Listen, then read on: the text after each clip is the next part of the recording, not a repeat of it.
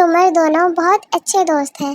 دونوں ہمیشہ ایک ساتھ پڑھائی کرتے ہیں اور ایک ساتھ ہی کھیلتے ہیں۔ ان دونوں کے گھر بھی بالکل ساتھ ساتھ ہیں۔ ایک دن صبح صبح وہ تیار ہو کر اسکول کی طرف جا رہے تھے۔ جب وہ اسکول کے قریب پہنچے تو انہیں سامنے ہی ایک کھلونا کار نظر آئی۔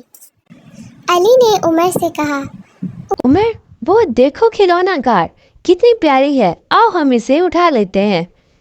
عمر بولا، نہیں، ہمیں اس طرح کوئی بھی چیز نہیں اٹھانی چاہیے، یہ نہ جانے کس کی ہوگی۔ علی پھر سے بولا، لیکن یہاں پر کوئی بھی نظر نہیں آ رہا، اس کا مطلب ہے یہ کسی کی بھی کار نہیں ہے، ہم اسے اٹھا لیتے ہیں، ہم روز اس کے ساتھ کھیلا کریں گے۔ مگر عمر کافی سمجھدار بچہ تھا۔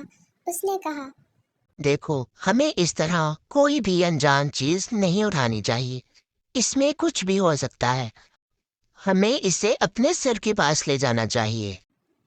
علی کو بھی یہ بات سمجھ میں آ گئی اور وہ دونوں اپنے سر کے پاس چلے گئے۔